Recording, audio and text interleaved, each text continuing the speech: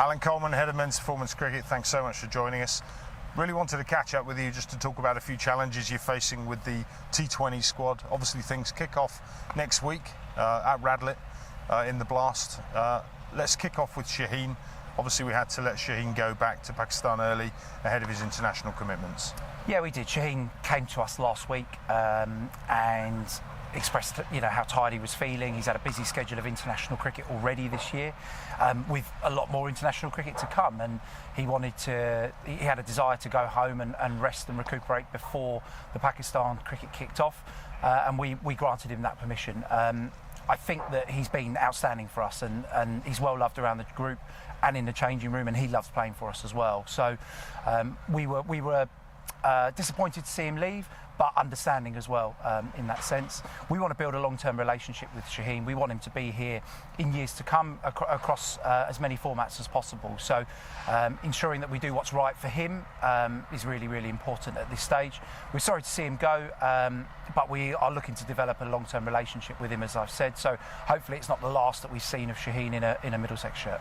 Good to hear. I know the challenges, Alan, of building a T20 squad in today's era, when international cricket is more prevalent than perhaps it used to be. It's harder and harder to get those players that are available for the long term.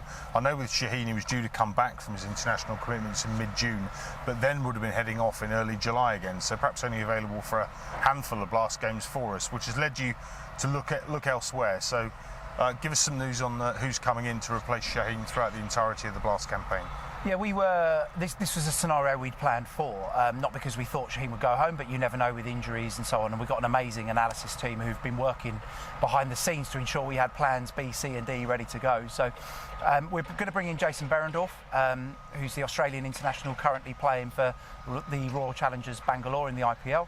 High quality left arm seam bowler with international pedigree. So Jason's going to be joining us for the entirety of our T20 campaign once the RCB's commitments have finished in the IPL. So the exact date he lands at the moment isn't known, depending on playoffs and that sort of thing, but once he's here, he'll be here for the entirety of the campaign, and we're really looking forward to having him as part of the group. We felt that some continuity was important with our T20 side and the skills that we need to keep improving. So having somebody who is here, who's available to commit for the entirety of the campaign once he lands was a real priority for us. And we're really excited that Jason's going to be joining us and adding his international experience to our bowling attack. Brilliant, he's a great acquisition.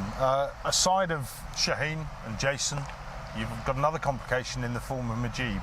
Obviously the Afghan spinner has signed for us for the entirety of the tournament, but I think we've just recently heard that Afghanistan have arranged some international commitments bang in the middle of the Blast. So we'll be losing Mujeeb for a period of the Blast, but I hear you've got a plan in place with a familiar face who'll be coming in.